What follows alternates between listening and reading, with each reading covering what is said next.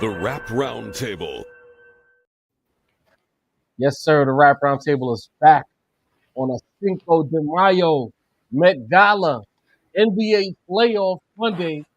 I know we don't miss these days unless we absolutely have to. I can't remember the last time we missed the scheduled pod or a day that we would pod. Yo, facts, man. Right. We're here for y'all, man. Met Gala's playoffs, elections, NFL season. The Rap Roundtable is here. Shout out to the real humans in the chat. Shout out to the real humans all over the internet, whether they cursing us out like they have been for the last 36 hours, or if they jacking what we saying. You know, I'll take the blame this time. You know what I mean? Last time it was Mesito. Facts. You know what I mean? Definitely. Yo. Hey, listen, man. This is your fault, man. You know, so you got a specific fan base in their feelings, and the way they talking, you think that you said something bad about Nas. The way some of these guys are acting. Well, here's the thing that bothers me about all. First of all, like I'm not like when I say bothers, I'm not really that bothered. Like it's Twitter. Like right. All right, you know what I mean? I log out, I go back to my regular life. You know what I mean? My lady, my kids, everything. You know what I mean? But if there is something that bothers me about how people are on Twitter, is that y'all got to be real and honest with yourselves, man. Like this is what you are here for. This is 100% what y'all want. Do you know how many like deep and dynamic conversations we've had on this podcast? You know what I mean? Our regular viewers, our chat, you know what I mean, giving us the flowers. Yo, yeah, that conversation was dope. What a dope build. We clip those and put those on Twitter, and it's fucking crickets, bro. Crickets. It's crickets. Y'all don't want good, deep, nuanced conversations. Y'all want something that resembles controversy.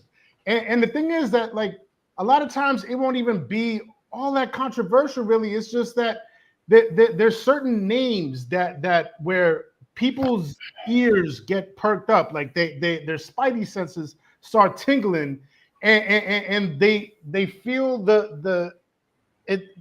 this inert need to have to respond and have to say something about what we said. You know what I mean? Or in this case, what I said. You know what I mean? I'm looking at the overall, the big picture, the reaction to a certain take that I made on the last episode, the last in studio. A lot of people, you know what I mean, up in arms about it, but there's a lot of people that's jacking it. You know what I mean? It's kind of 50-50. And to be completely honest, this is what we do this for. You know what I mean? Because we don't want to placate to just one audience. We want to create conversations where you know what I mean, certain things that people might think is taboo or controversial or even like sort of blasphemous to the old school and the OGs. All we're saying is, or at least all I was saying is, there's a new guard, you know what I mean, and there's a head of the new guard right now, and he's had a certain discography that can be in the conversations with all of the old guards. That's all I was saying. That is all I was saying. And you know what? For the people who might not know who we are, because we get back to that. It's your boy Jov here alongside Consider Rap Snob, alongside Mesito. Dini the Bounce will be with us shortly. And it's like, yo, people love negativity. Because again, you made that point. You made that point that it'd be a lot of gas. Shit, the Jadakiss clip today, we got into it. And the live viewer shit was loving that conversation. You know what I'm saying? We throw that on Twitter. Silence. Don't get me wrong. You know, maybe because Sincere's take is still floating around, it probably didn't get the love it deserved. Right. Maybe if we dropped that last week, it does something different. But nevertheless, this is the shit that we sign up for. Like, we love all of this shit, good or bad. But yeah, and the thing is, even like people saying it's not 50-50. Lies, bro. It's 50-50. I'm looking at it right now. We got it's 1.3. Look, because we're gonna talk numbers right now. It's 1.3 likes and about I want to say like maybe 700 between retweets and comments. It's like 400 comments. That's what I was gonna say. Like, so the ratio is like 50-50 right now. It's a lot of quote tweets. but 1.3 likes means this is 1.3K people who might not have written who agreed with the sentiment. Because we know how Twitter works. We know how Twitter works. We would have got ratio. The quote tweet would have outweighed the likes if it was nasty like that. Okay, Exactly. I almost got ratioed for the Drake shit the day before as as an example of how that goes. Drake said, "But it's not a look." You know how many times he's going viral on Twitter, bro? I be acting like niggas is new here. Like ain't nothing new about what we do. You know what I'm saying? And I have to, you know what I'm saying? Like the other niggas who buy views and buy subscriptions, it's maybe new to them. They gotta post a music video to get some traction. When it comes to the shit that we talk about, we've gone viral so many fucking times. You know what I'm saying? And again, you could go to the comments, but the comments are in the hundreds. Okay? So again, if it's 1.3K likes, let's say 200 comments, 300 quote tweets. That's not 50. In fact, it's not even 50-50 in a negative connotation against sin. The percentages are in sin's favor. But again, whether they like it or they don't like it, sit down and look at it because it's the best going today. To quote Ric Flair, we don't give a fuck if niggas get mad. And here's the thing: the people like whoever's saying it's not 50-50 is not looking at the numbers. They're looking at it's Dre 7. He's one of the most unserious niggas in the chat. He's only super serious when our sentiments align with his fucking sentimentalities. You get what I'm saying? So I'm not even giving a fuck about that. But it's like to that particular fan base, Jadorian, I'm not talking to you. To the people who lock in, who love Nas on a week-to-week basis, I'm not talking to y'all. I want to make that clear. But to the Nas fans that feel like they can weaponize their viewership, let's go back to 2023. Feel like they could try to get us canceled because they know a person who's directly connected to Nas. Connected people. You know what I'm saying? Y'all feel like y'all could try to pack us up. Y'all run to bum ass niggas with their podcasts to complain about us in they chats. Bro, we not if you decide to curate your podcast to one artist and then you feel like you could try to trample what we do because you never fucked with us in the first place, if something we says makes you mad, we will never care. To the people who lock in with us week in and week out, for better or worse, we will care. Yeah. We will care if we upset them because those are the people who actually like us. Y'all fuck with us.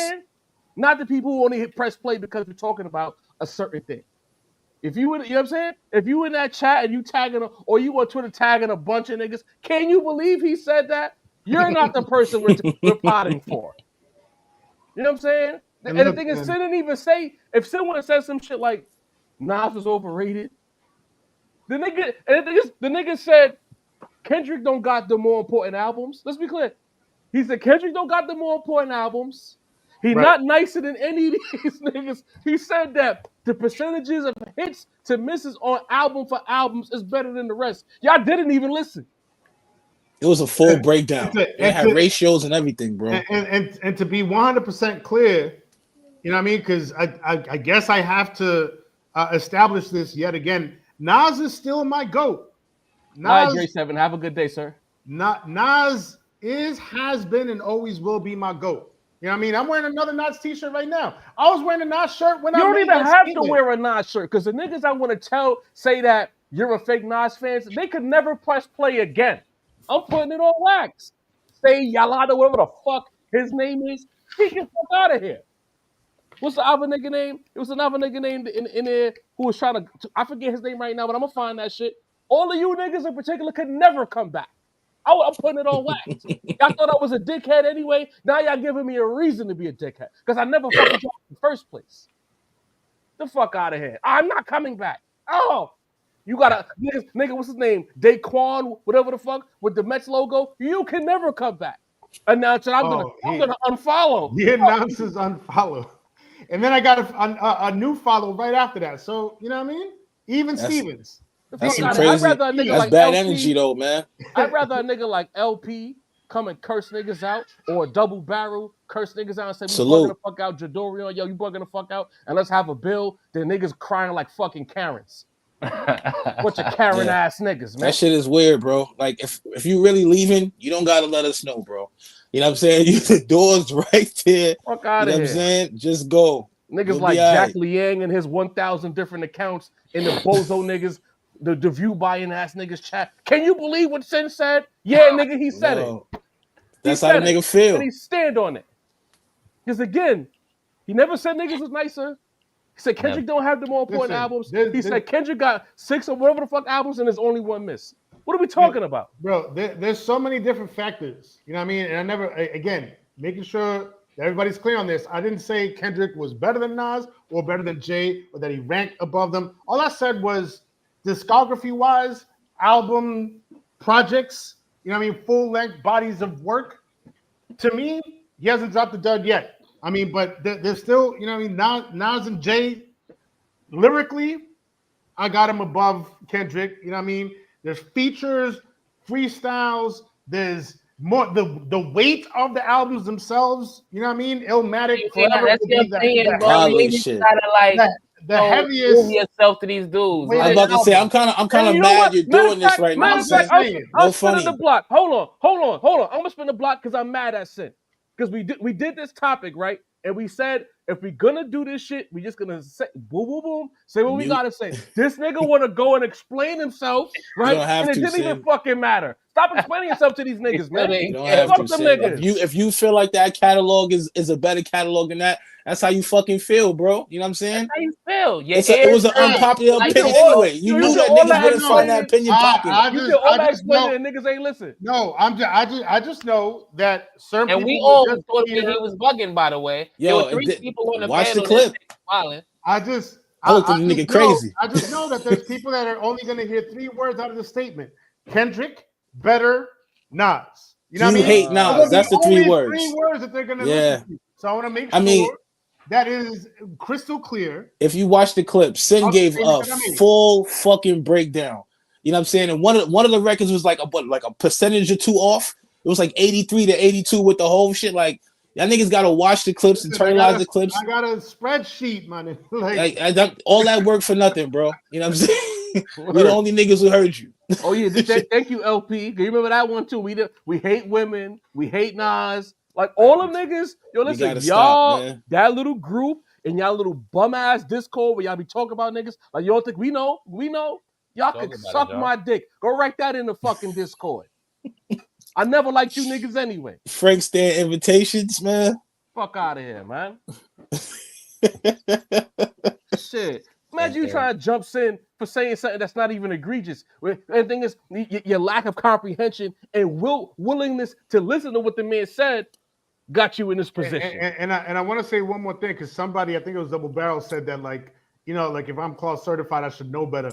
But this is the thing. There's multiple generations of cloth, and that's the point. That's the crux of the point that I'm trying to get to. There are multiple generations of cloth. There is current cloth that should be in the conversations with the legendary cloth, the legends. You know what I mean? The OG cloth. That's all. That's the point of my statement. Nah, them guys, that particular group of people in particular, maybe it's one guy with a bunch of burner accounts. Even y'all niggas. Hey. All right, bet. Yo, nobody in the niggas. chat Let's get some love. Be mad. I'm not cursing the chat out. I love y'all, but like I've been waiting for them niggas. I was waiting for them niggas at the door. I was like, I wasn't even gonna tell the guys in the group chat I was flaming them today. I'm just gonna sit back and let the camera come on, and I was gonna say what I meant. Sin ain't saying nothing crazy. Nah. And you know what? That's why you should never explain yourself no more. Sin. Word up. Because if that's how they gonna act, what you explaining yourself for? Right. And y'all don't even know we got another opinion that's going to make y'all tight too. Like y'all not even done being mad, bro. Shit. Yo, fuck all the bullshit, man. Let's get into some happy shit. Shout out to the homie 6 from 27th in Harlem. I was on the train yesterday, spotted me, ran up to me and said, yo, rap round table. Yes, sir. Had a great conversation. Niggas was on the train, on the D train, pause. Had a great build going up to Harlem. You know what I'm saying? Shout out to that brother. Very well informed. Young brother, too. Was only 26 to 27 years old. Very insightful. Listen to the pod. Said, Mace, you're a more objective Miles, so I know he really fucks with us. You know what I'm saying? Said, City, love your opinions. Jarv, do what you do. Good homie, good vibes. We love when people just stop us in the street and just go, yo, what's up? Talk some hip-hop shit. Like I said, we're regular dudes, good dudes. Fuck all the hate, all the way with the love. Shout out to that good brother, and let's keep the ball rolling. That's a fact. Now that that's situated, hit the like button, hit the subscribe option, show that love, notification bell. Yeah, I see the ticker at the bottom. We need 400 likes on each and every one of these videos, at least. The unpopular opinion segment, it's not going anywhere. No, it's not. If y'all want to be emotional about niggas telling you that this is a bad take before they say it, then we can't help you. Moving on. News came out over the weekend. It was a very loaded weekend, like a 1 year anniversary of the craziest weekend in rap battle history.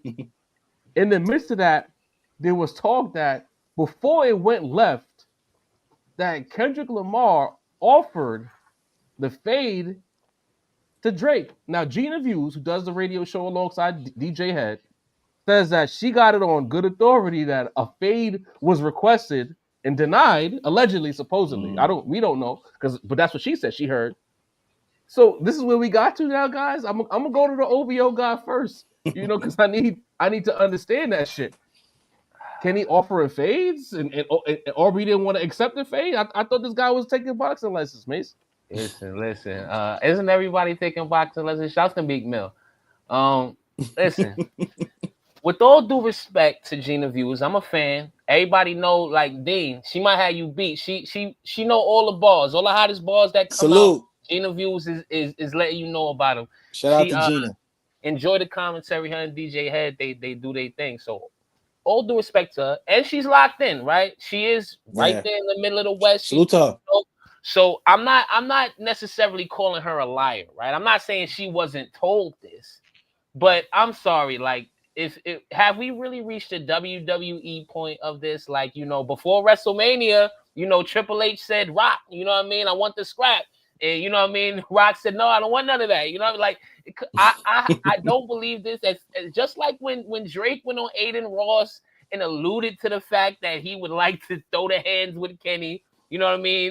I didn't believe that. I didn't, I get Kendrick is a little bit more confrontational than Orbs, but these are still superstar rappers, These are still dudes who if they wanted to see each other, they saying Drake had the location the whole time, right? We know Kenny knows about what's going on in the 6. They're a little nervous over there. So I'm sorry, bro. I can't think of this seriously. And I know I'm the OVO guy, I can talk my shit and say, fuck the other side, this, that, and the third. But if I'm being serious here, I need people to get a grip, bro. I really do. Pause.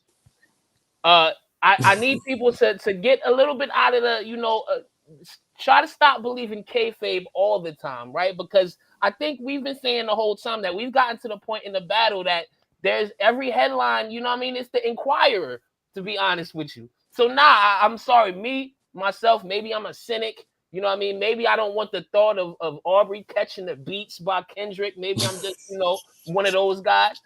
But I just didn't believe it. I'm sorry. Gina Views, shouts to whoever told you. Shouts to the guys. Shouts to the homies. I know you from the West.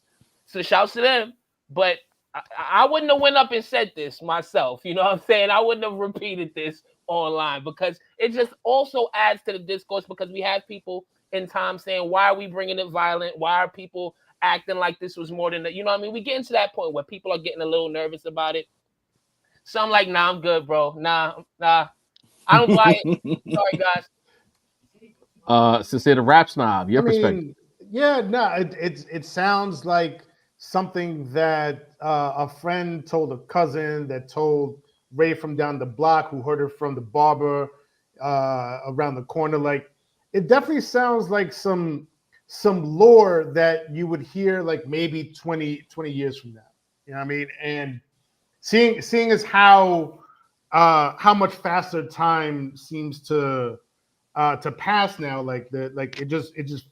time feels like it's passing by faster with everything in social media, and the news cycle goes through everything so fast. Like, you know what I mean? Like, back in the day, this is something that we might have heard like maybe 5-10 years after the fact, and somebody might have said, I even heard that, Nas offered the fade with Hov, like, or, Jada said, told Beans to meet him outside or whatever. But now, everything is moves faster. So it's a year later. You know what I mean? A year later is when we're going to start hearing like, all these different, rumors and allegations and all this lore that Drake had the location and stopped the YNs from getting finished. I saw that headline this week, guys. It is what it is. And honestly, like it's, you know what I mean?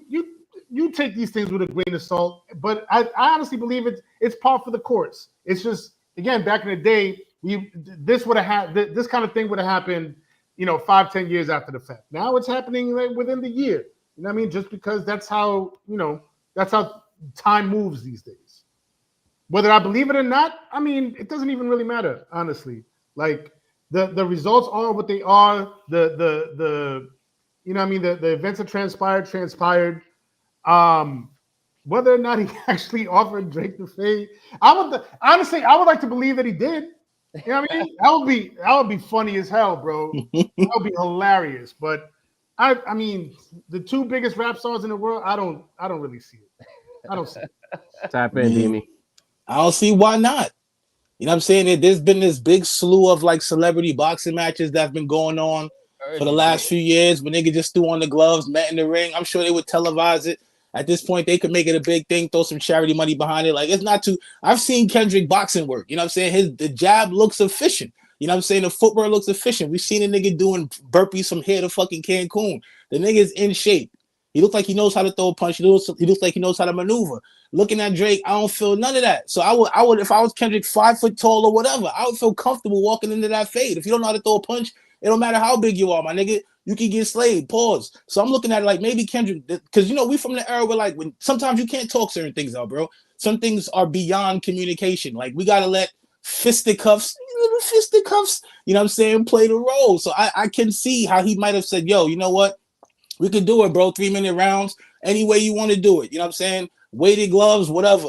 Little boxing round, we do 5 rounds. Whoever wins. And then what happens after that happens after that. But at least I know I beat that ass. I think that's what happened. So I don't think it was meet 5 in a box type shit. I don't think it was that. I think it was low. Like me and you can't go anywhere without the free world knowing anyway. I can't go nowhere without the free world knowing. We're not two niggas actually go outside and throw punches.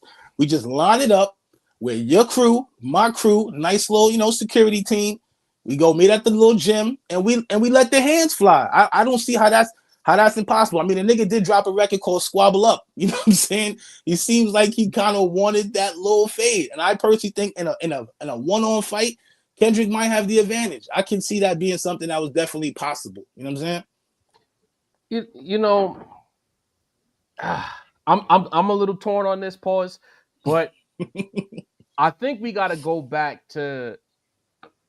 Well, the first thing I want to say is this is a tricky thing to say on the air. Like, if she's doing a podcast like us and you throw some hypotheticals out there for some laughs with your chat, you could probably do that. But this is tricky, being that this a radio show, DJ headed, like by proxy of this beef has a light on him that's as bright as it's ever been. Yeah. So when you say that on that platform that they both curated, be clear, I'm not taking anything away from her. They both, because she's had some very viral moments herself. Let's be clear. So she has a voice in this space. So when you say these things, you got to be careful. I don't know how. That's the only way I can really frame it. Because it's a little irresponsible. If it's in fact not true, then it's irresponsible to even put that in the atmosphere. But now, like, me, I enjoy wearing a tinfoil hat from time to time, right? For God says, I hate the way that you walk. I hate the way that you talk. I hate the way that you dress. You know what I'm saying? And that was early on. And then you tie that in with the lead single Squabble Up, which was initially debuted or teased at the end of the Not Like Us video, if memory, or the beginning of, if memory serves me correctly. Maybe he did. Oh my God. Maybe he did want to scrap. Maybe he did want to see some shit, because if you say you don't like a person that much, is it really far-fetched to believe that he don't like the guy? Huh? Like, nah? Maybe he did. Maybe he did want to fight. I believe that. I don't know if a call was made, but I believe that if you're willing to write like that, and the thing is, there was such a disgust in Kenny's tonality going back, even with the Like That verse, when you think about it. He's been disgusted with this guy. He can't stand this guy. He likes nothing about this guy. What is it? The braids? Oh, you know what? You don't want to work with me no more. You think about them bars or them little lines, and it's just like, yeah, he really don't like this guy. And Drake is a very annoying person. You know, like if you cool with Drake, he's awesome. But if you're somebody that has a real issue with him and the way Drake is very passive aggressive, very I'm the victim oriented, you might want to beat a nigga like that up. So I could see that. Maybe I'm not a proponent of violence, let's be clear, but I could see a scenario where he did want to beat Drake up. And he probably saw the boxing videos. Drake's boxing videos do not look as good as Kendrick's boxing videos. Because Drake got some power, but he don't tuck his chin at all. Like, it's right there for you to take his fucking head off. Open you know door, what I'm saying? Man. So, and then thank you, Marquise Bum. You know what I mean? Shit like that. Yo, the Kendrick sound effect, bro. Yeah, he hates this guy. You know what? Matter of fact, I say all of that to say now, I believe Gina views. I think he wanted to beat that nigga up. I'm telling you. Dead ass. You see that spam right there? We're banning you, sir. Yeah, you know what I mean? Lonely. It's Monday, man. Oh, we know some niggas who buy views. The niggas that buy views is probably the niggas that's throwing these little situations on us. You know what I'm saying? Shit like that. But what about the whole situation, Macito, with his concerns? You know, Top 5 talking hella hot, saying that showing, according to academics, I saw a clip on Twitter. According to academics, like Top 5 and company are saying that, you know, that shows in some kind of danger at the Sky Dome. Like is that accurate, or is academics blowing smoke? Listen, when academics is plugged in, you know what I mean? So I don't, he talks to Top 5 a lot, you know what I mean? So when Top 5 is not, chilling with Yeezy, chanting racial slurs, he is holding down, you know what I mean, the camp, the OVO, you know what I mean? And this is the thing, right? Because that's what I was kind of alluding to when I said people were saying that this issue after all this time is on the cusp of violence, because it seemed like it's Pressure, it's Top 5, it's all of them, you know what I mean? I'm not calling them little as shitting on them. I'm just older than all of them niggas. But it's a bunch of young dudes, little dudes that seem like they trying to provoke this situation, right? And in my opinion, they in the 2025, and I don't want to, overstate shit, right? I don't want to, but these dudes do have records, right? It is certified that Top 5 got out of jail on a murder, right? That these dudes got gun charges, that these dudes are in the streets. So Drake, of all the issues, and I'm because I know the fellas are going to speak about the Kendrick part, but let me focus on this part. I feel like there's some sort of possibility for like OVO, for Drake to get wrapped up, and this is the litigation guy, right? We do have a lawsuit going on. This can't be good for the lawsuit. Numerous Drake affiliates threatening to harm Kendrick Lamar. You know what I mean? Drake might get caught up in some sort of, I don't know if they have Canadian RICOs, guys. You know what I mean? I don't know how it works. RICOs. You know what I mean? Up north. I'm not sure how they give it up. You know what I'm saying? But it seemed like they really trying to get Drake wrapped up into some sort of shit like that. Like, hypothetically, right? Say nothing. I don't think anything could ever happen to Kendrick. Like we say, he's one of the biggest stars in the world. He's gonna have the same dudes that protect the president are gonna be protecting Kendrick when he get out for the Toronto show. But what if the affiliates get into something, right? What if one of the guys, one of the homies on Kendrick's side gets harmed, right? Do you not immediately look at Drake and say, yo, what's going on here, right? I don't think it's. I think Drake needs to, if he's not gonna rap, right? If he's not going to, if he's going to take the legal route, I think he gotta, this shows that he don't really got control over the homies like that, right? I don't remember the Rockefeller guys saying what they was, I don't remember Ty telling me he was gonna kill Nas. You know what I'm saying? I don't remember that. You know what I mean? Even if he wanted to, right? Oh shit. So I think it's just, Drake, you got to boss up a little bit, right? Even if you got the Goonies, even if you got the street protection, let that be a behind closed doors kind of thing. I think it's kind of crazy, and everybody looks at Top 5 like a goof, right? Look at his face. You know what I mean? So it's easy to not take him serious, but these dudes do be catching cases. They do get into shit. So it's like Drake is kind of putting himself in the corner, right? He's trying to show, I got the street ties. My city, my country still respects me. Look at me out here. I'm the big dog. But it's getting a little bit too crazy. And Top 5, we know is at first off, before he is anything, he's a clout demon, right? Just like I said, he's literally out with Kanye West chanting racial slurs about the race that Drake is. You know what I'm saying? Let's be honest here. Y'all seen the chain he put on, right? Shouldn't Drake be offended by that? You know, so I don't know. Top 5 seem like the person to do something just for the clout of it all, right? And Drake, do you really 15 years into your career, you know what I mean? People speculate that you're a billionaire. You got Toronto Raptors shit. You got too much shit going on to let yourself lose in a rap battle optically, because the Drake fans still say he won, right? Better bars, right? For losing a rap battle, 87% to 13. You know what I mean? You're gonna let yourself devolve into, you know what I mean, street ties. This wouldn't be a win. I know people might feel like, oh, this is a win. You know what I mean? He might beat Kenny in the streets. He might run up on him. It's not a win, bro. It's not going to make anybody feel any different about Not Like Us, Euphoria, none of it.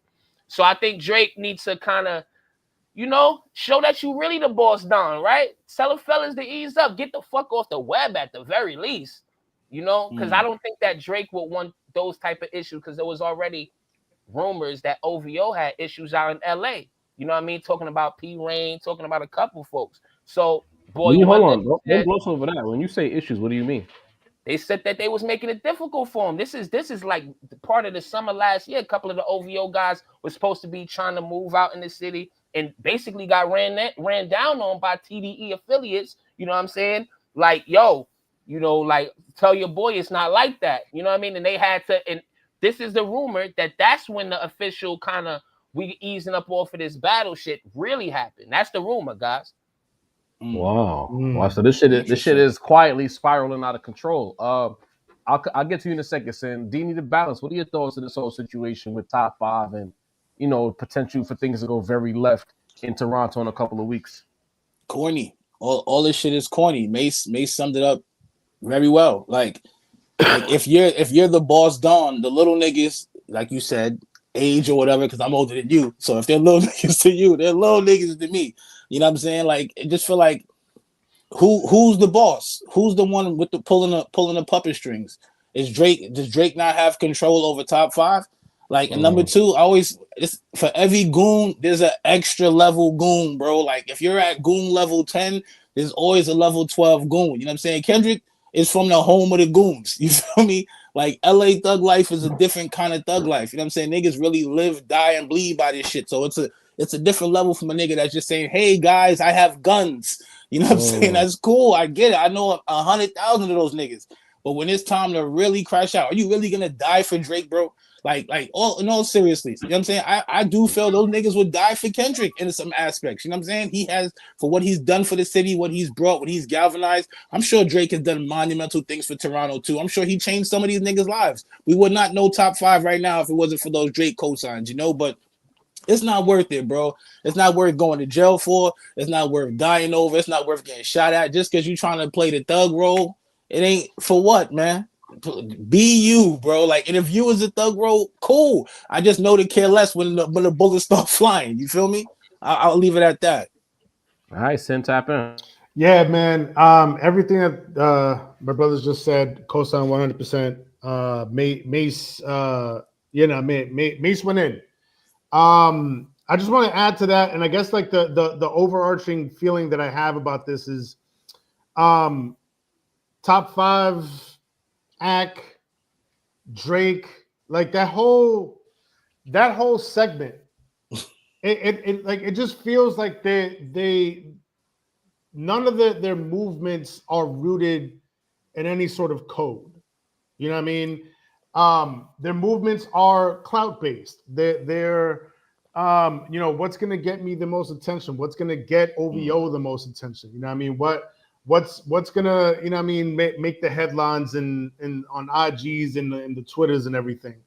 And that, I mean, as an older head, it really bothers me when I see people in the culture, especially when you get to a certain age. Like, I feel like at a certain age you should outgrow this clout chasing type of mentality and you know what I mean, live by some type of code or get you a set of standards that you live by. You know what I mean? But like, I just feel like that entire contingent, like it so long as they feel like they're being perceived as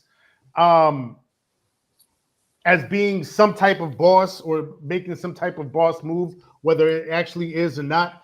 Like that's all they really care about. All they care about is perception. They don't care about like actuality. They don't care about, you know what I mean, like the culture of the cloth. They just, you know what I mean, they're out here moving reckless.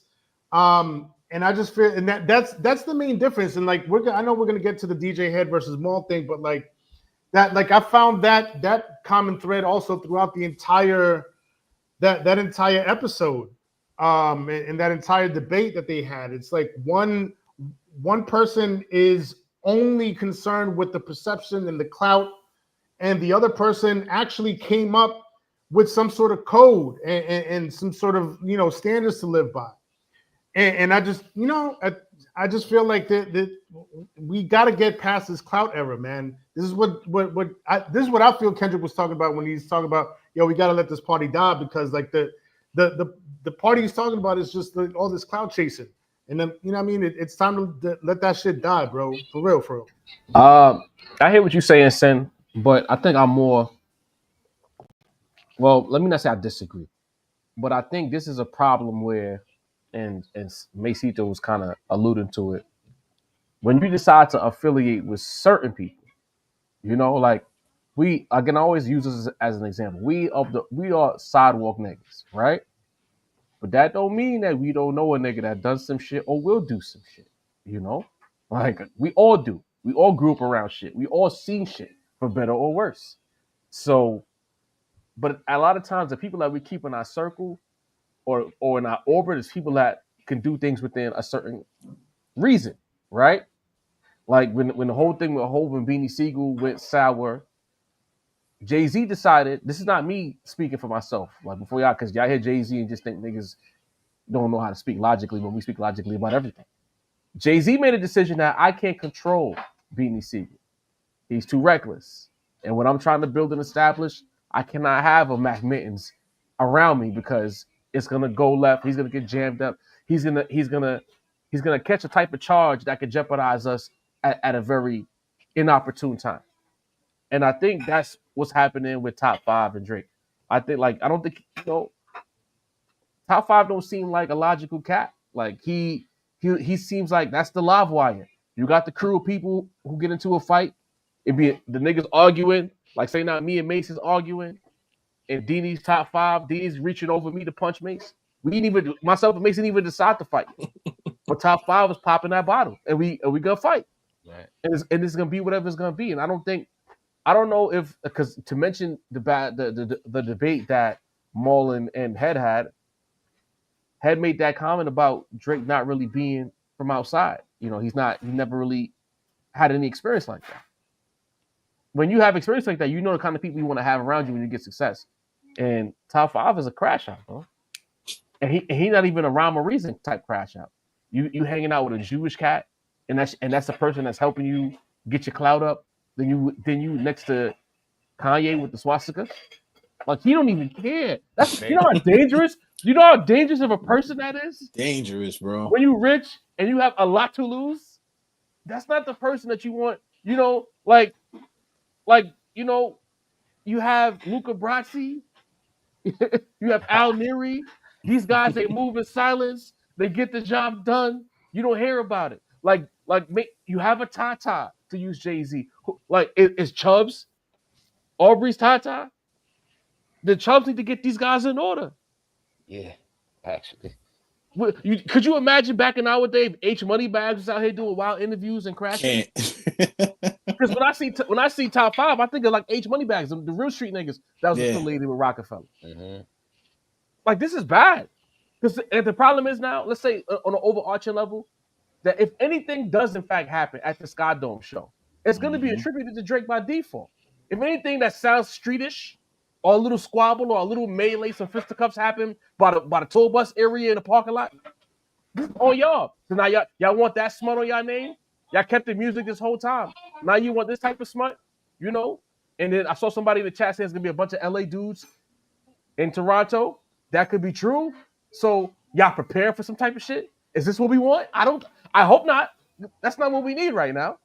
But it's like once you invite a certain element into your atmosphere, your orbit, these are the kind of things that's gonna happen. So once again, Drake not having any kind of common sense, not having any kind of street smarts and understanding of what it is to be outside in a certain kind of way. Because Drake could just be a sidewalk nigga. When Drake was the dude with the 5 o'clock shadow in the Caesar, he was a sidewalk nigga. It could be cold. But you know what I'm saying? But it's like for some reason there's certain people who just want to be tough guys so bad. I don't understand it. Everybody can't be tough. Like there's a difference between not being pussy and being tough. As long as you're not pussy, you should be okay. I've been thinking this for a minute. Like Drake more and more reminds me of what's his name? Dave Kleinfeld from Carlito's Way, the lawyer. You know what I mean? That's crazy. Keep pops in. We don't give a fuck. Go tell that. You know what I mean? He's so enamored by the allure of the street life. You know what I mean? Never stopping to realize that like that shit ain't for you, bro. Like you got to leave that alone because you're not from that. You're not of that. You know what I mean? Like no matter how much you feel like you could be or you wish you were, you're not. Not to give him a break, but there's a lot of niggas enamored with that street life that's just not like that, bro. He just one of the niggas lost in the sauce. You know what I'm saying? For sure. There's a lot of niggas on that time. The thing is, people. Go ahead, Sam. My fault. No, I'm just saying. Like I feel like you know what I mean. There's tiers of there's tiers. No, not tiers of goofiness. I feel like there's tiers of how built you are to handle that when the shit hits the fan. You know what I mean? When worse comes to worse, like how some motherfuckers are 100% Teflon. You know what I mean? There's other motherfuckers. It's like, you know what I mean? It depends on the situation. I feel like Drake is so low on that totem pole. Like he's not built like that. Nothing about him has ever felt like 0 toes down, bro. And the thing is, a lot of people let's not even, because what if Drake, isn't telling him to do anything? What if Top 5 is completely an agent provocateur under his own volition? The point is that Drake needs to be smart enough to say, hey, when they come up with these Ricos and stuff, they say, hey, you bailed this guy out. So any type of shit that Top 5 does, completely independent of Drake. Drake might not even ever talk street shit with Top 5. But the fact that you win him, you seen win him, you know what I'm saying? Who's bankrolling this guy? Top 5 doesn't make music, bro. Yeah. Why you got a nice chain? I'm not trying to seem like a hater, but I'm saying like when these type of shits happen, we see all the time in these Ricos. Little Woody wasn't chilling with Young Thug, bro. But they know like when the 90 racks that he got last week didn't come from his job. So that's the thing. Like Drake got to be smart enough to see the what's coming ahead. You know what I'm saying? Even he can, because he might listen to you, Sin, and say, "Yo, I'm not doing that. I'm not trying to be street. I'm not even. You know what I mean? I don't even do that shit." But the illusion of it makes it just as bad right now for him. So he would have to denounce the nigga. But isn't it too late for the denouncement though? Like if he came out today and said, I don't fuck with Top 5 in any which way, shape, or form, and then next week Top 5 do some crazy shit with an LA attribute to it. You know what I'm saying? Drake is still getting blamed for that, bro. But the thing is, I feel you. If he's gonna be on payroll, he's gonna be gang, so on and so forth, then you can't be on camera, bro. You can't be out here waving the flag. If you're supposed to add that insulation for Drake to feel like people could touch him or talk a certain kind of way on the internet, you're supposed to be the nigga in the streets that we only hear about. Hollywood thugs, bro. You want to be famous. Hollywood thugs, B. And again, if anything does happen at that show, by default, even if they got to eventually disprove it, by default, everybody's looking at Drake and Top 5 and the OVO gang by default, because your man made it hot.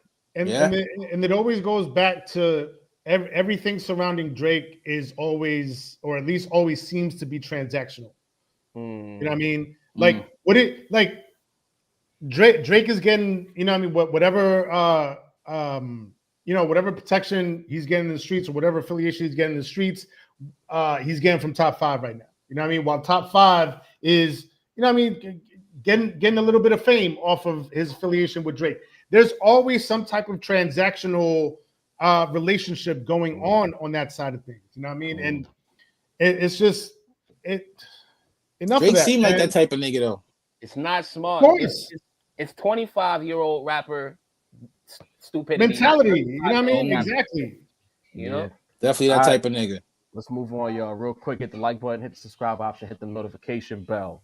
We need at least 400 likes on each and every video. Do that. If you already subscribed, hit the notification bell so that you know what's going on each and every time we drop. We got 500 live viewers right now. Shout out to everybody who's still pulling up, even though there's a lot going on. Maybe some of y'all don't give a damn about the Met Gala. I can understand that. But we know we got the Knicks on. Knicks versus Celtics NBA playoff Cinco de Mayo. Y'all can be outside having tacos and burritos and quesadillas and margaritas. But y'all are here tapping in with the Rap Roundtable. We appreciate that. Hit the like button, hit the subscribe option, hit the notification bell. And again, let's be clear. Unpopular opinions ain't going nowhere. There's going to be more of them. You know, sometimes you're going to like it. Sometimes you're not going to like it. But it's unpopular, though. We love it. We love it. I'm looking at the chat. We ain't lost no views in the chat, bro. You know it's unpopular. It's not meant to like sound like you to agree with it. Job to me. You know what I'm saying? It's unpopular. Again, I don't mind weeding out a couple of Karens. I'll always appreciate that. You know what I mean? Go run and tell that, bitch nigga. But DJ Head, Maul, have a showdown on the Rory and Maul podcast. First and foremost, I appreciate. Maybe I don't know if they're gonna end up on the bigger picture. I don't know what the science is behind it. But shout out to DJ Head for essentially playing an away game, giving that view bump to, I guess, considering that the bigger picture is not necessarily an independent podcast, because I know they get placed. I forget. I know does Hip Hop DX? Yeah. So, yeah. So Rory and Maul are independent. So I guess it makes more sense in the business sense of things to let them have that look, because they don't have a big company or a parent company hovering around them. But shout out to Head, nevertheless, taking a trip to Rory and Maul's studio location. I believe they're set up out east. So hopping on that jet, flying across the country, and having this debate. Fire. Drake versus Kendrick Lamar that we've been having on the Rap Roundtable for years straight. Everybody acting like some new shit. Like we've had PG Lang versus OVO every week for a year straight. So shout out to those guys finally catching up to what the Rap Roundtable has been doing the entire time. But Maysito, got to come to you with this. The debate goes down. It was a big vibe in the midst of the 1-year celebration of the greatest Friday in rap history. You know, that debate was a big talking point. Wow. The performance of Maul in particular was a big talking point. And again, before I pass you the rock, I want to make it clear, y'all better never, ever compare Mace to Maul again. Ever again. But Maul's performance is leaving a lot of people looking at him kind of crazy. What are your thoughts on this debate, man? DJ Head versus Maul, both the voices of both camps coming together for their WrestleMania moment. What were your takeaways? Yeah, I listen. I had my OVO shirt on. You know what I mean? I had the gear going, the merch. You know what I'm saying? Rooting for Team Maul. But to be serious, I enjoyed it. You know what I mean? I'm not gonna lie. You always enjoy. When you mentioned we had the OVO PG Lang for weeks, we also wanted, are very much, the type of place that loves to interact with other content creators, other platforms. So. Who don't like the MCU of it all anyway? Seeing Maul, and DJ Head. Now, I'm gonna be honest with you. There's two situations here, y'all. We disappointed with Maul on two levels. To be honest with you, right? So honestly, I feel like Maul in general was not prepared for the moment. You know what I mean? I hate to be that guy. I hate to say it. But Maul didn't look like somebody. Maul looked like somebody going against somebody who was a professional broadcaster, right? Like I seen Jaw destroy multiple people in debates for this reason alone. Like one person knows what they doing and the other person don't seem like they know what the fuck is going on. I know, people kind of like to go into their content creation and just think off scratch and think that I don't need to write down my shit. I don't need to write notes. I can think about it on the spot. It seemed like Maul did that. And everybody can't be me, son. I'm one take hold. You know what I mean? Talk about it, dog. Beanie, 4 games, right? Yeah. Legend of 4 games. Legend. There we go. 4 games. So that's what it very much seemed like. It was like Maul seemed very much out of his depth, right? And he seemed like somebody who has been kind of, sheltered by more talented, co-hosts for a few years. You know what I'm saying? Oh, Be honest with you. man. You know what I mean? And this Holy is moly. somebody who was rooting for Maul to win, bro. I was like, nah, Maul, we gonna cook. You know what I mean? Like, get DJ Head. He the nigga who gave up push-ups. You know what I mean? You gotta get him. So, it seemed like that. It also seemed from another aspect, it very much seemed like DJ Head is actually one of the people who knows Kendrick, who is in the camp, who was around for things that were going on. And Maul seemed like a person that Drake was feeding info that's not really his homeboy. You know what I mean? Because Maul went up there and kind of said things that gave off Drake told me. You know what I mean? Like random points, and we can get into them, but it very much seemed like somebody who was giving up points of my homeboy told me, and DJ Head sounded like somebody who might have been in the rooms for the planning of it all, for everything that was going on. When I came from the argument initially, I seen a lot of and this is the point, is that a lot of the OVO people were saying that Maul did a good job purely by what he said. And I don't think that's the case. I think you just believe what Maul said.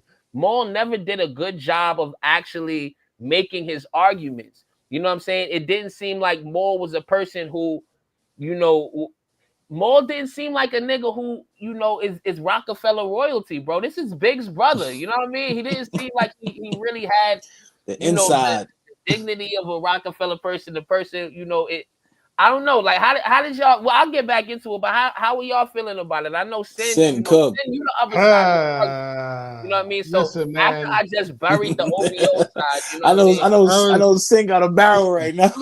I'm not even gonna kick Maul's back in like that. You know what I mean? Because I honestly think it was. I guess I was based on what people were saying. I was expecting to walk in on a bloodbath. I don't think it was a bloodbath. I don't think.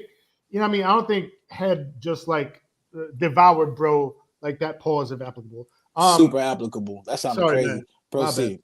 But it did kind of feel like a more controlled version of what's been going on between Mark and Ish on the Joe Budden. You know what I mean? It's like there's one guy that is coming in prepared, that has read up or is super knowledgeable on one side of things, and then there's the other guy that's just going off of, I heard that so and such said that this other guy said, and like just going off of like hearsay and like, you know what I mean? It didn't seem totally grounded in research. You know what I mean? It just it's mostly on feelings and things that they've heard. You know what I mean? Mace, you said, you know what I mean? Maul went in there unprepared and underestimated the moment. You know what I mean? Very much like his man's Drake. You know what I mean? Didn't really take the moment seriously as he should have. I knew that was going that way. You know what I mean? And look, DJ Head, I feel like for the most part, I did feel, to be fair, I did feel like DJ Head also. There were certain moments where he was like kind of ducking the question here and there. But for the most part, I feel like he was pretty earnest. You know what I mean? He did say, like I remember him saying that he told Dot, him personally that he didn't like Meet the Grams. You know what I mean? That it was his least favorite record out of the whole thing. A lot of people feel that way. I don't know. You ask me on any given day, it might be my favorite joint. I don't know, but. I feel like for the most part, DJ Head was cool, calm, retorted well, was well researched, was well informed, gave definitions on certain things, and here's where I go back to this point of DJ Head made it a point to define things based on a code. And based on certain standards, you know what I mean? Based on how they came up, based on street code. and saying what we've been saying for quite a while here at the Rap Roundtable, that Drake gives off this energy like he wish he was from outside, but he don't really be outside like that. You know what I mean? The things he says, the way he moves, it gives off like not outside energy. And DJ Head again made it a point to be like, nah, like this is what street code is. This is, you know, what this is how we go about things. When I see certain things or hear certain things, it just tells me you're not really from the same place that we're from. You're not like us. You know what I mean? So yeah, Maul just went in thinking that, like, you know, feelings and opinions was going to get the job done, and it wasn't going to get the job done here. And well, how you know, and that's the thing. It sounded very much like a friend of Kendrick's debating a fan of Drake's. Right. You know what I'm saying? So that's why it never felt like, you know, I don't know if maybe you know, Gordo's the DJ, right? Maybe Gordo should have been up there arguing Drake's points. You know what I'm saying? I'm not sure. But it's like and I can't take you serious. You remember Maul is supposed to be cloth. You know what I'm saying? I'm not saying it's supposed to, like he isn't. But when you go up there and you say, I don't even remember Euphoria, you know what I'm saying? When you go up there and say like he shouldn't perform not like us you shouldn't. Drake performed back-to-back in a classic Summer 16 tour. It's a classic tour, y'all. You know what I'm saying? Yeah. The classic Summer 16 tour, Drake performed back-to-back every night. So, Maul, how can you go up there and say, yo, the morals say you shouldn't go up there and perform not like us? Like, you sound like a fan who don't want to hear it every night. You know what I'm saying? So that's it. Just, you know, how you go up there and say I didn't listen to Euphoria? You can at least say I listened to it and I didn't like it. You know what I'm saying? He was like, what was that? Which one was that? Maul was up there lying. He was going up there saying I don't know nothing about Drake's business, and going up there and completely speaking with authority like he knows Drake's business. Like it just was a disappointing showing by him. My fault. I cut off Deanie whole response. Deanie, nah. I wanted to hear the insight from you and Sin, because I kind of got what y'all got from it too. It sounded like someone, like I always say, when you really like somebody, there's no wrong they can do. That's what it felt like. It felt like this is like the homie. I'm defending the homie. You remember how like it's like your team loses and you ask, yo, what made you think your team lost? You don't say nothing about our defense could have been better. You know, we could have maybe had a better strategy. It just was like every excuse in the book. Only thing, and I think outside of like the dodging it, I think Head destroyed him in the conversation. But my thing was just like, yo, bro, the why can't you just give me a straight answer? That drop that we have, I felt like that a lot of times Head was talking. I'm like, bro, just say what the fuck you mean, bro. Like, you know what I'm saying? Like, we didn't ask you who shot Kennedy, my nigga. You can say what's on your mind. This is what you came there for, right? I thought he just did a lot of like holding back on certain conversations, and I get it. He's from that cloth where you don't say much about certain things, but I'm like, bro, then if you can't say much about certain things, sometimes just don't say nothing about them, because don't pique our interest and want to know, pierce the veil behind the curtain and see what's going on, but you don't want to speak about it. You know what I'm saying? I just feel like first of all, Head is an articulate individual. You can just tell listening to the brother, he's not an idiot. I'm not saying Maul's an idiot, but he just does a way better job. Yeah, a way better job of articulating himself than Maul does. I think Maul showed extreme fandom, which is not wrong. I kind of low key, I love it, because I'm like, yo, if I'm ever going through some shit like that, I got a nigga arguing my defense, please, by all means, nigga, fight for me. You feel what I'm saying? Do it.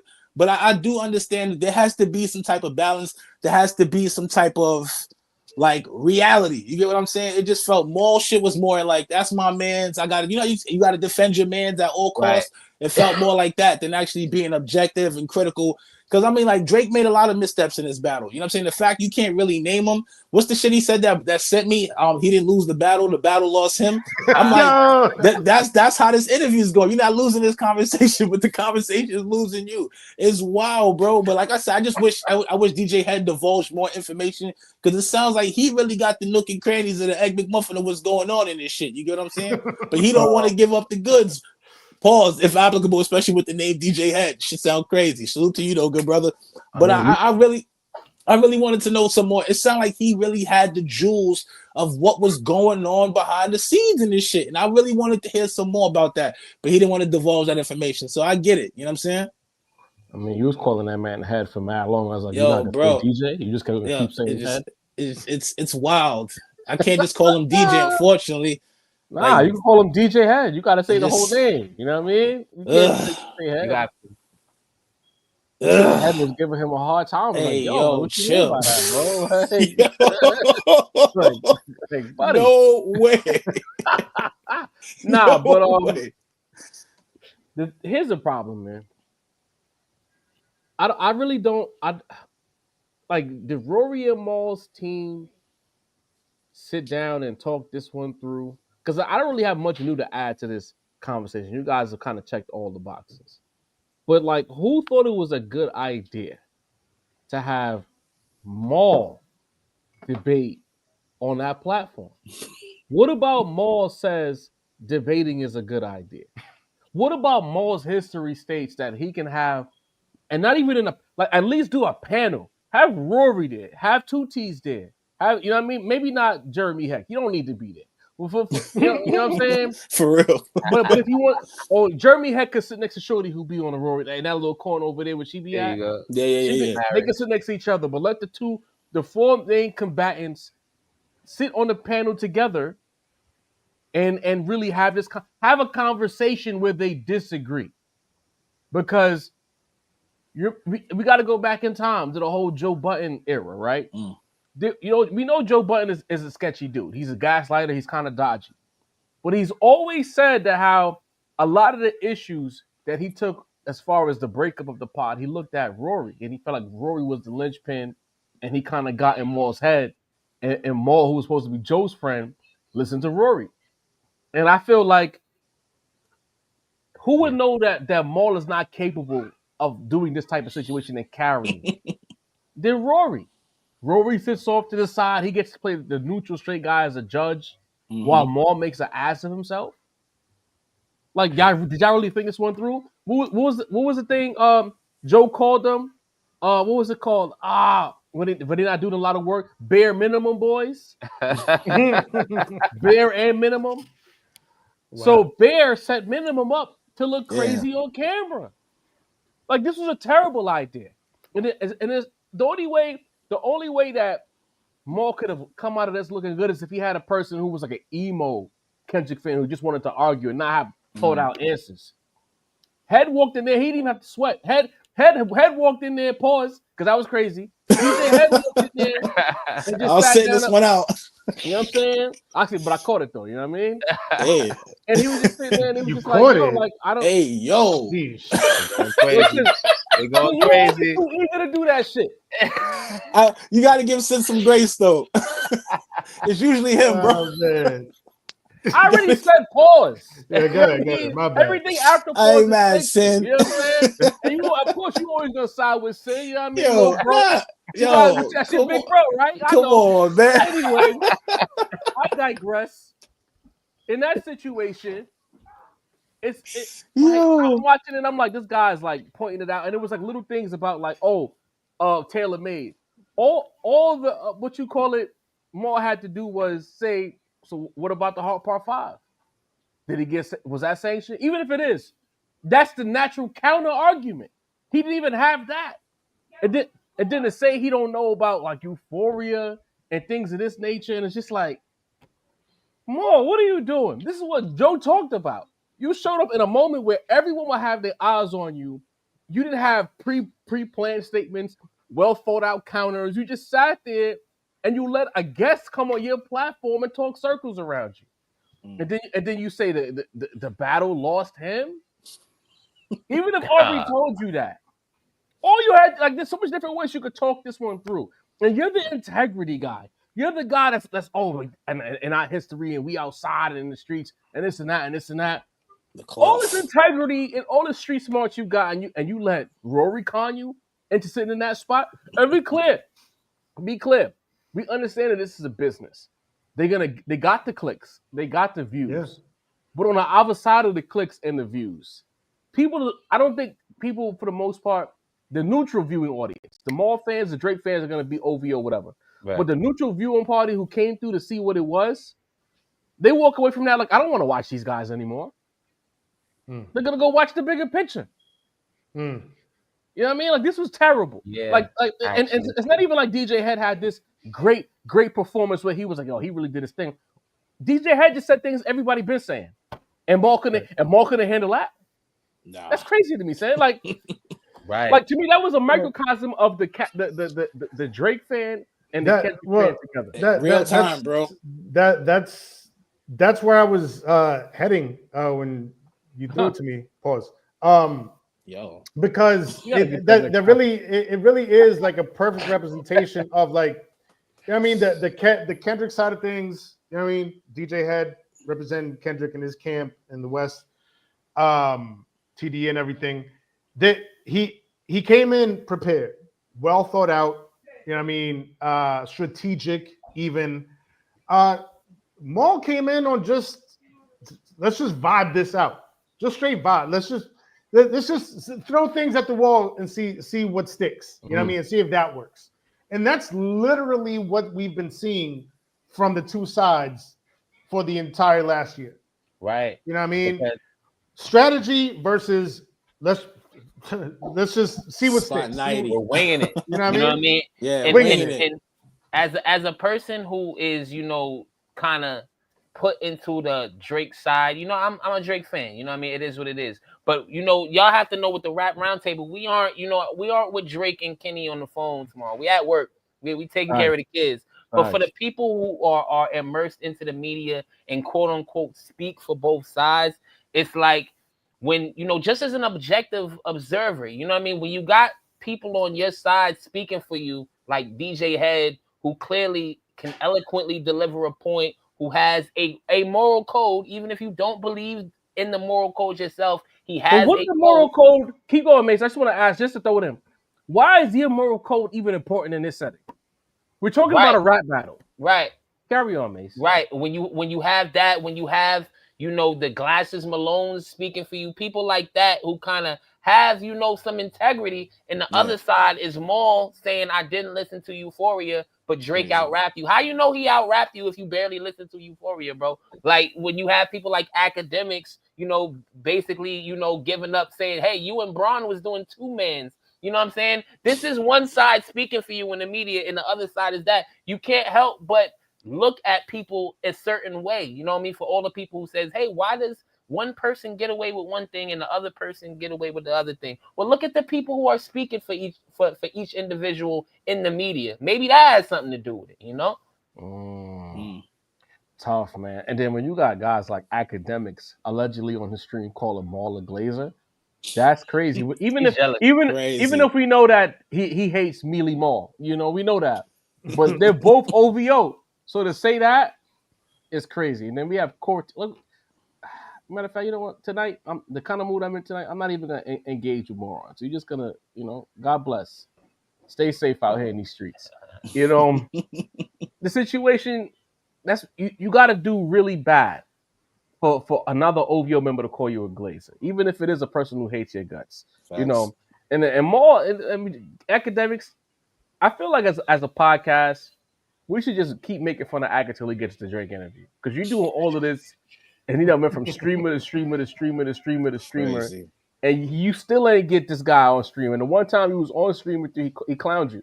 So you hate to see it. Yeah. All right, we are in the other side of this podcast. Hit the like button, hit the subscribe option, hit the notification bell. As always, you need at least 400 likes on each and every video, even with the quote bad publicity or whatever y'all want to call it. It was viral, and we gained about like 15 new YouTube subscribers from that situation. So salute. Even in these losses, there's gains, I guess. Real humans, right? And if we do again, and I want y'all to listen to this point here, and I notice that people have an issue with like comprehension. When we talk back or we push back against something, niggas like Dre 7 and say, "Oh, you're getting mad or emotional." No. You're pointing out the flaws in your statement. If you drop the segment, and we know it's an opinion that most people wouldn't agree with, and we put it out there anyway, at no point when you sit in your room, you don't think that we expect this type of response? No? Did you think that we put it out, expect the niggas to applaud us? Right. Like, I just wish niggas would actually think sometimes. That's all I ask. Unpopular. And the first 2 words in the caption is unpopular opinion. The name of the segment is unpopular opinions. Do the knowledge, guys. It'd be simple shit. That's the problem I think people have had with us from the beginning. Is that it be they struggle with the simple. They try to make us out to be more complex than we really are. Everything we do is right in front of you, my nigga. We never hit our hand. We don't try to lie to y'all. We don't try to con y'all. We don't buy views. We don't buy subscriptions. We just go out here and drop a pod, and if it go crazy, it go crazy. If the clip go viral on Twitter, it go viral on Twitter. We don't give a fuck. You know what I mean? We just hit a pod and have fun with the people who fuck with us. And again, for as bad as it is, 15 new subscribers. We'll take it. You know what I mean? Appreciate y'all. People who say negative, they question negativity and whatever. But the first time they talked about us is when we did something that they deemed to be negative. Go fig. Well, let's move on. I mean, this game is weird. Sin told us that like 2-3 years ago. Yeah. This is a weird game. Yeah. Shout out to the real humans. You already know what it is.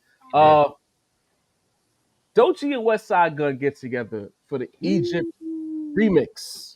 Consider raps now. We don't need to go too crazy.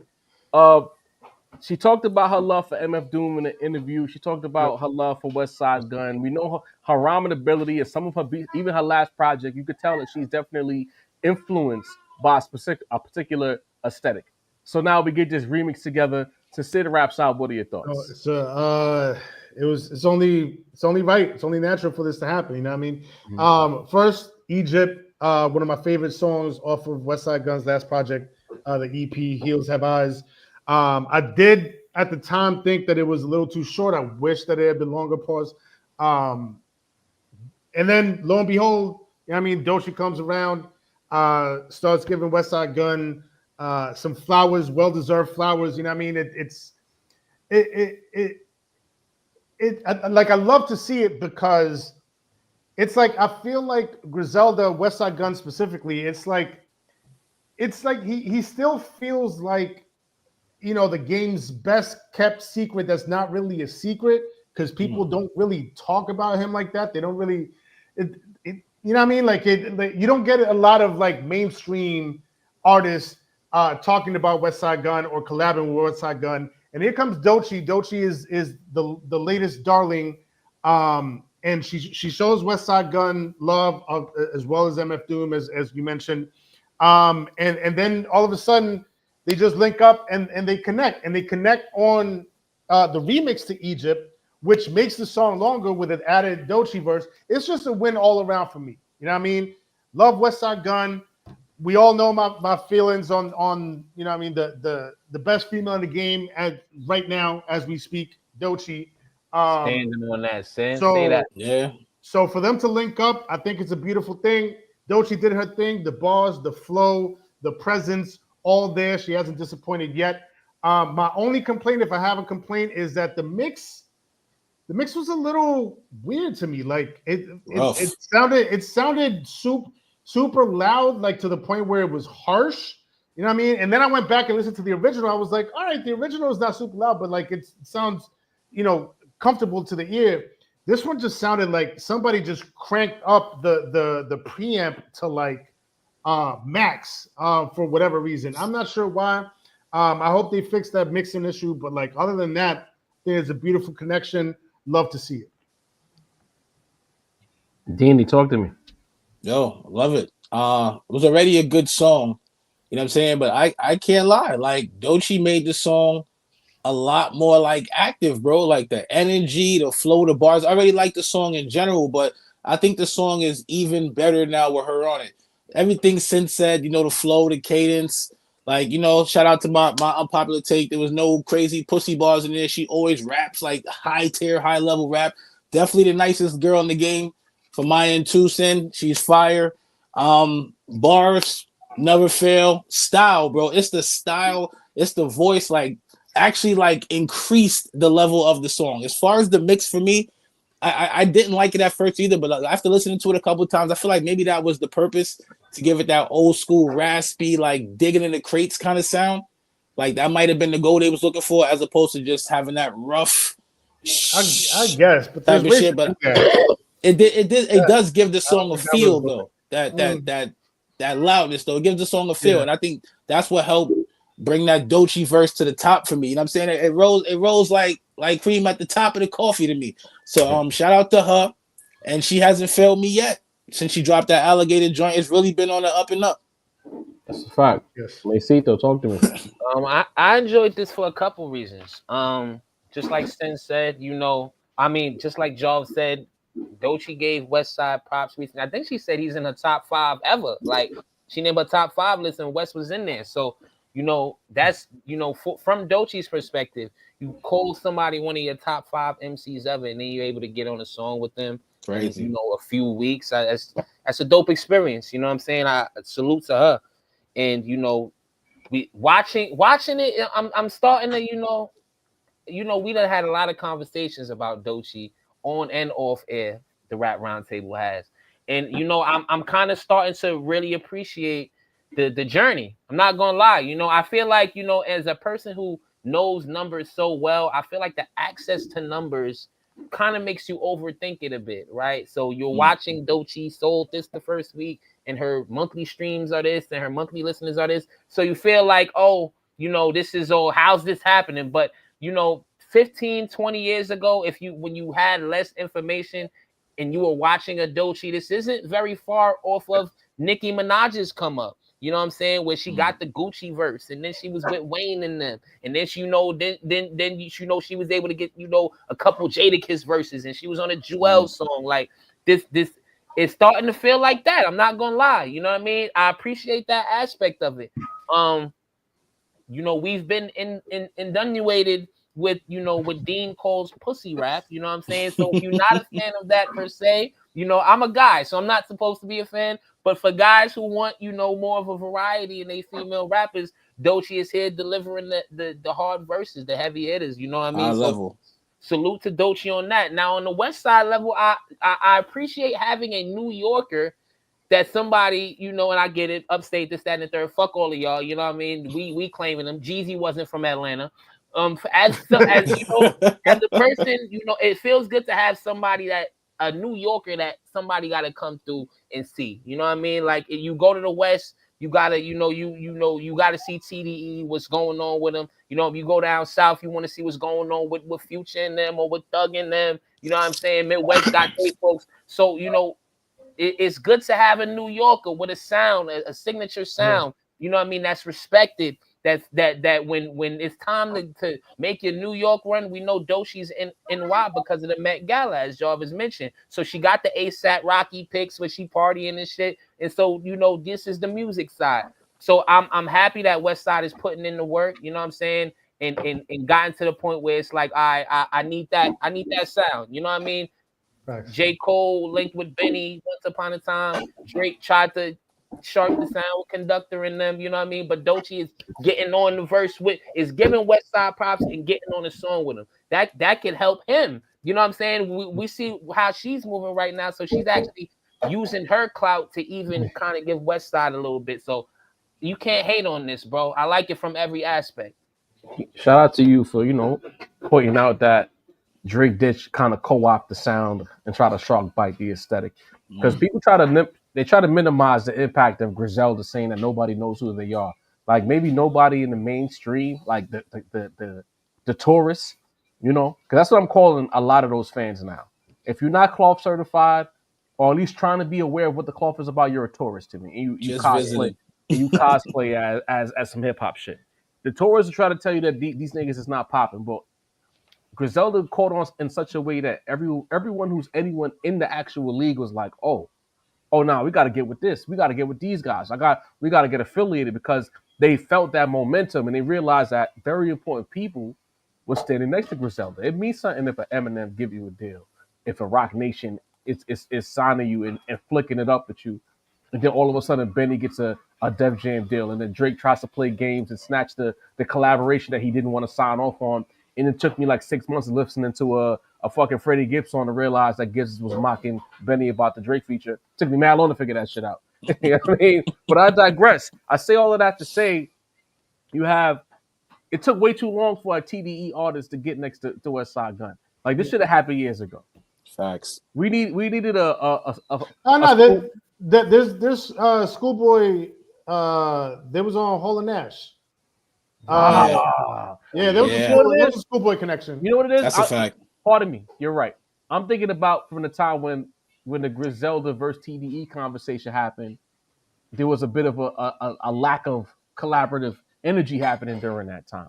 When they had, let's say 2021, 2022, I would love to have seen the Absol and the Westside Gunn. All them artists that was on them Westside projects, like at that time when he was at the peak of his powers, I would have loved to have heard them next to Westside when he was in his curation bag at the highest level. You know what I'm saying? Yeah. I still want that. I still want a Schoolboy Q, Absol Q, some fucking Westside Gunn ad-libs.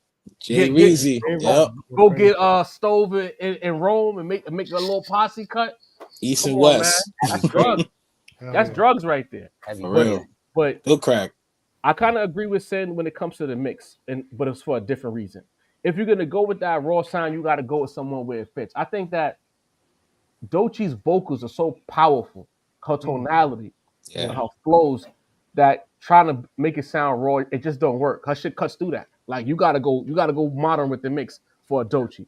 That's the one part of her skill set the niggas don't talk about enough is her voice. Like her and Nicki Minaj. Now you can tell she's inspired by Nicki. They both have a very specific voice that needs it. You need to hone that. When you mixing their vocals, you gotta hone that shit and make that be the centerpiece of whatever you got going on. Some people don't have great enunciation or great voices, so you need all the extras underneath it to make it sound great. I ain't gonna call no names right now. That's a different conversation for a different day.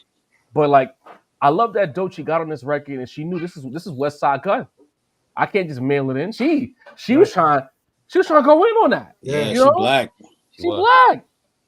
And I like that if Doechii is the vessel to connect the quote pussy rappers with the boss smiths, I'm here for it. Because if she could shake some ass, if she could shake some ass and wear thong everywhere, but then get on a track with Westside Gunn on a beat that raw and cook and flame, that means that it opens an avenue for other artists to run through. We talk about Rhapsody all the time.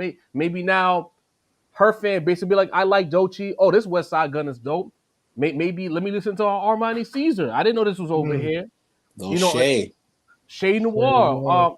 What's shorty name? Who kind of rhymes like Hov? Lady London. Lady London. These are the artists that they are. There's a lot of them that's right there. They just need someone. And Lady London has a strong IG following, but in music circles, she not in no conversations. So it might take a person like a Doechii to get next to these guys. 7 to G is another one to get next to these guys. Missing her. And just like open an avenue for people to really lock in with high caliber music. And again, we talked about it last week with Kendrick. Kendrick beating Drake was very important because again, it allows an avenue for the highfalutin shit to shine.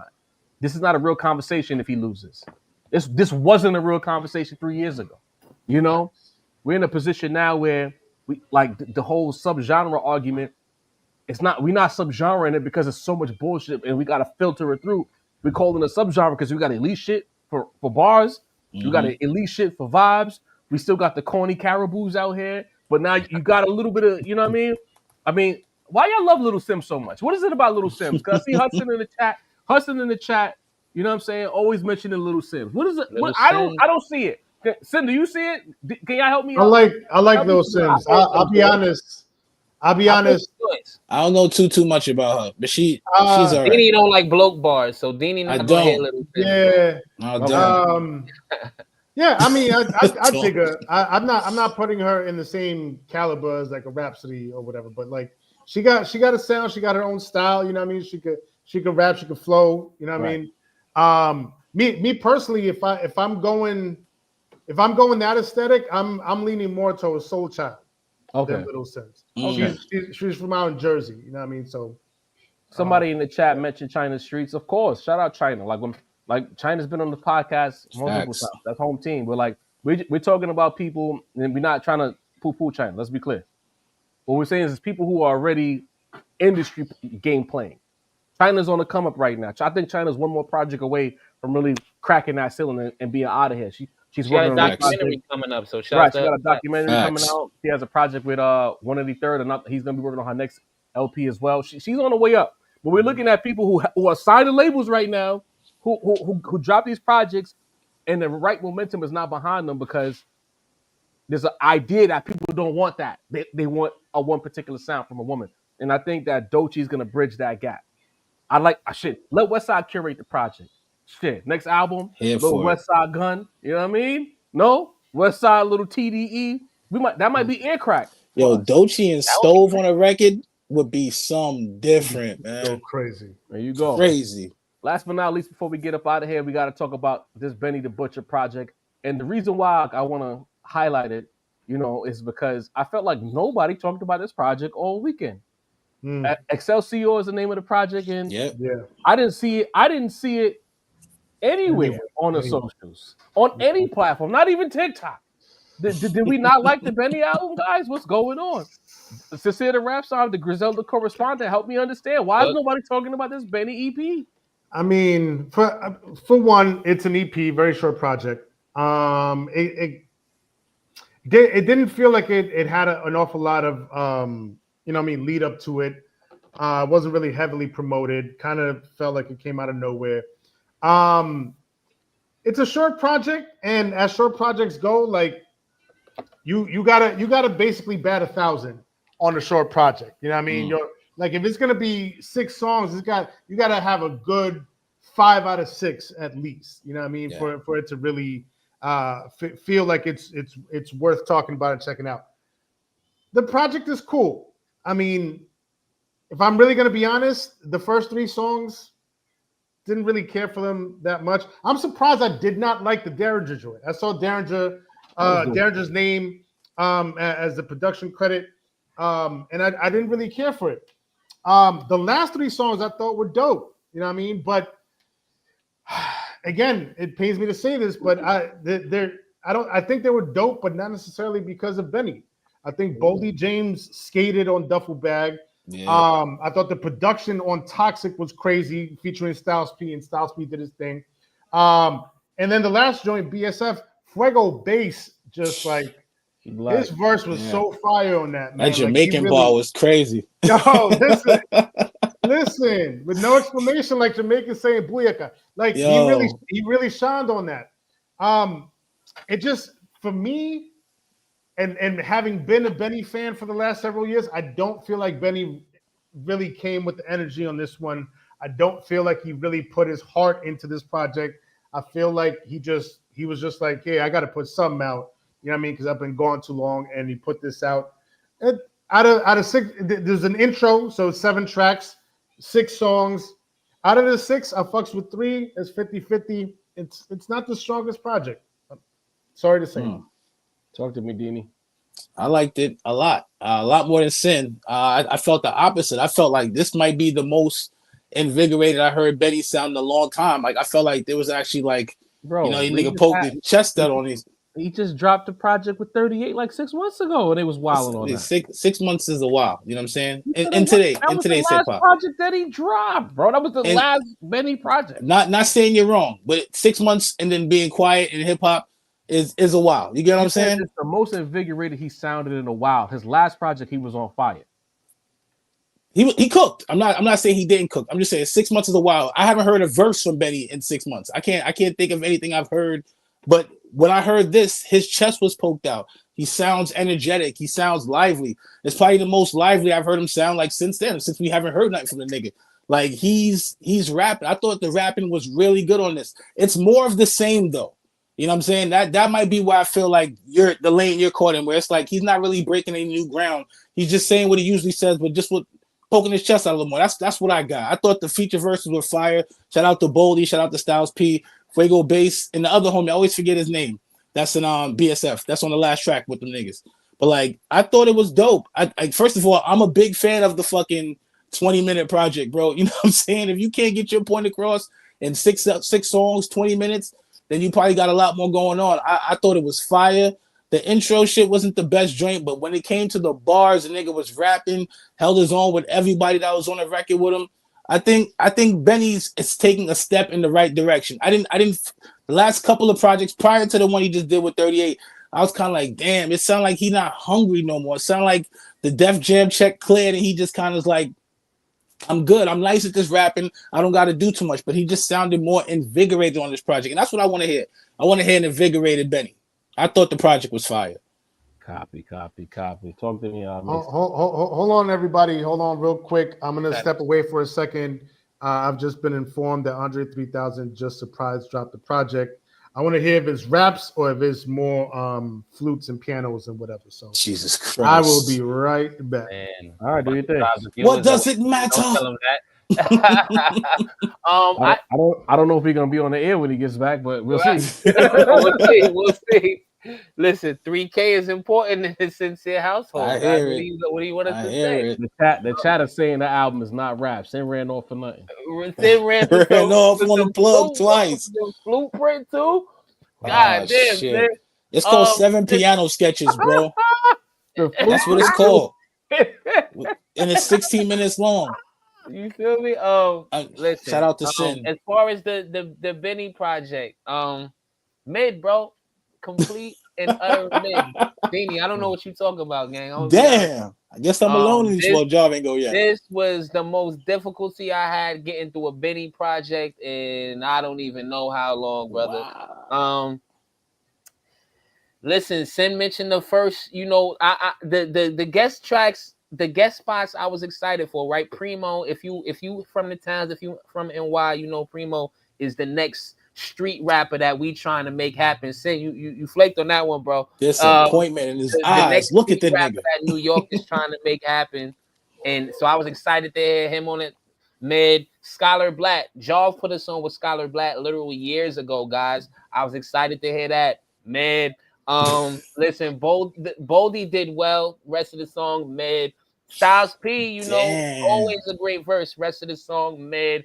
Like it just was it was a mid project. It really highlights, and I say this really about the last, I know, like Job said, the last Benny project was kind of a return to form, but overall, since Conway and Benny have gotten away from Westside, they've really proven why they needed to stay the fuck around Westside. His curation is needed.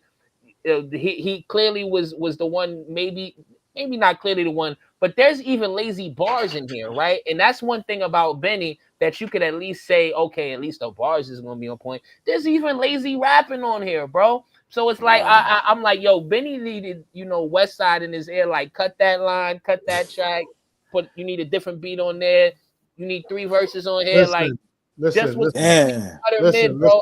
I didn't enjoy the project. Don't cut me off to talk about no fucking 3 stacks. I'm gonna no. It's not 3 stacks. I just want to take back off of what May said. The moment I heard Benny say, it's like Butch constipated because this shit in me. I was like, all right, cut this shit off, bro. I'm not trying to. Mine went viral. It was so bad. That shit was. Didn't the source used to have was it Double XL that had bad quotables, like the bad quotable or something like that, like really bad balls and shit like that. Step your game up or something. Should step your rap game up. I really got right? Yeah. And so Benny might have gotten the step your game up of the year with that line. Damn! Don't tell me I'm the only nigga that like this project, man.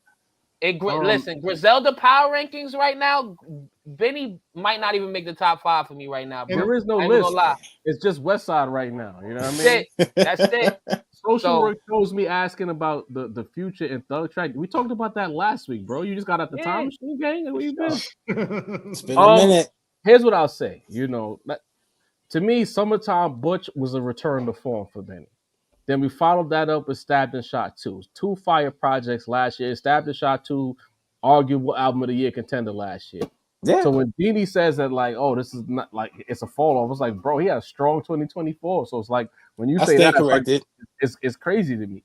But this project right here, this is I'm looking at the liner notes. This is Black Soprano Family LLC. So I can't even use the excuse that he's on a label and he had to fulfill some kind of a contractual agreement to put this out, because it's just like what is this, bro?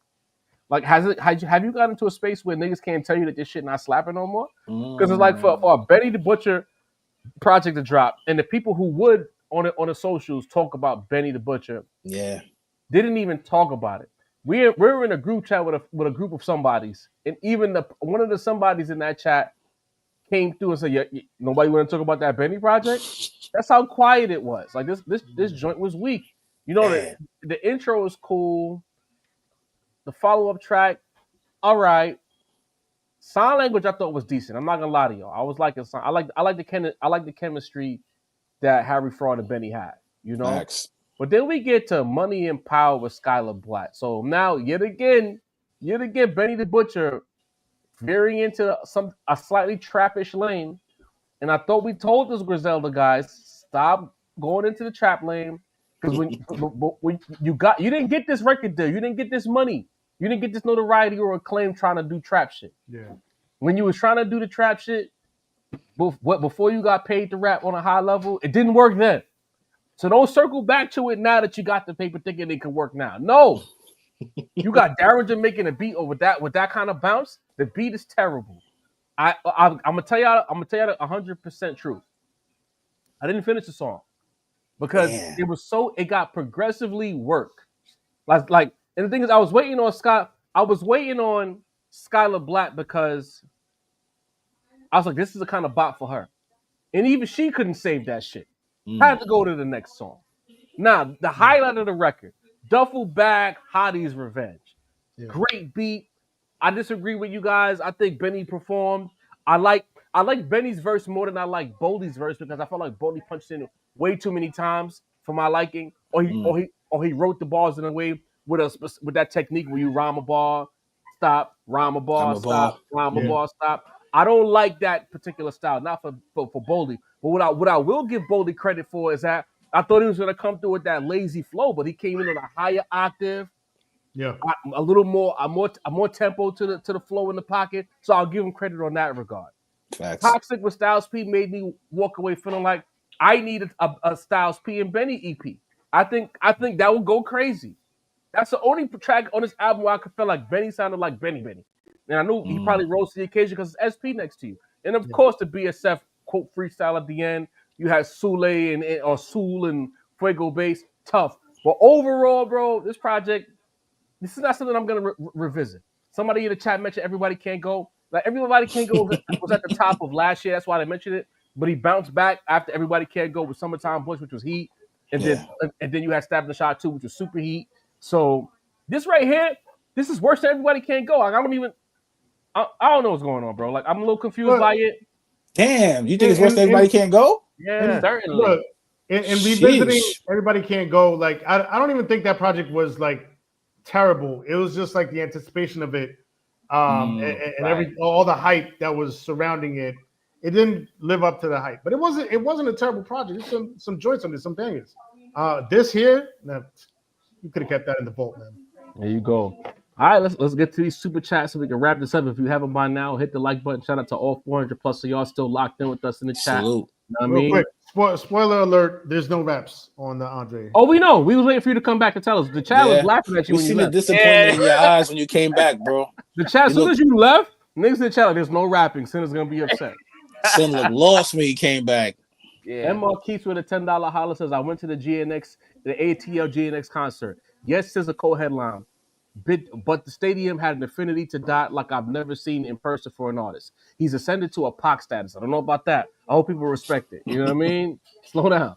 Salute, though. It's different.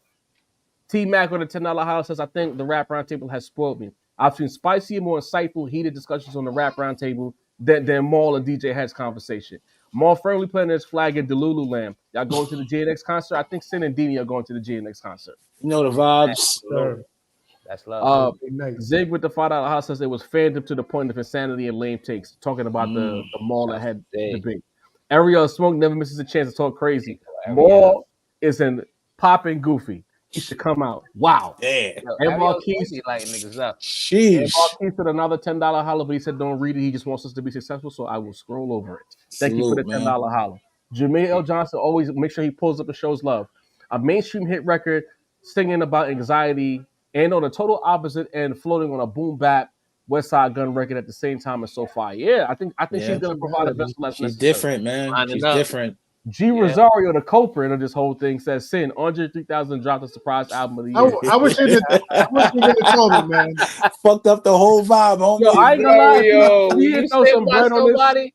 I wish If you he ain't wouldn't throw have some goodness, I'd fucking mute him for an hour, bro. You know what I mean? Shit. Ariel Smoke says this is the last time I believe in 3 stacks. And Jermaine L. Johnson says 3 stacks is trolling us at this point. Gotta be. Gotta be, bro. And then he says Andre just dropped. Somebody hand him a Grammy knob. Wow. Wowzer. Somebody hand him a Grammy right now. Hey, appreciate y'all pulling up for another live building with us. NBA playoffs is on fire. The Knicks is made. They was down 20 in the third quarter. The game was tied at 89 late in the fourth. So we can all dip up out of here and catch some fourth quarter action. Real quick, to balance. Hold on, real quick before we dip. Just some quick flowers for Rock Marcy, celebrating Markberg 15 years since that drop, 2010, May 4th, 2010. I just always want to give him and that album flowers because that shit changed the entire game. A lot of the artists that we talk about right now, we wouldn't be talking about them, and that landscape wouldn't even really exist if it wasn't for that album. The underground was a completely different scene before Rock Marcy came through and dropped that and reloaded 2 years later. So always flowers for Rock Marcy, Markberg, 15 years. Salute, man. Salute. Salute. Deanie, wrap this up for us, bro. Yo, y'all already know, man. Shout out to all y'all left in the chat. We got over 500. We got 400 left in right now. Hit the like button before you go. Subscribe. Tell a friend to tell a friend. Shout out to me and Sin. We'll be live in the building on Thursday at the GNX show. If you see us, salute me, dap. Salute him, dap. Show love. We show love. We good dudes here. Shout out to Jarvi. Shout out to Macito. Shout out to Sincere. I'm Dean the Balance of the Force. With our powers combined, man. It's Monday Night Raw. Let's get to this Knicks game, gang. Let's go, New York. Salute Ariel spoke last minute holla. Colton Kendrick and Drake beef. More energy. Salute. But we are up out of here. We got to watch this game. Peace, y'all. Yeah. Running a whole piano in his back, bro.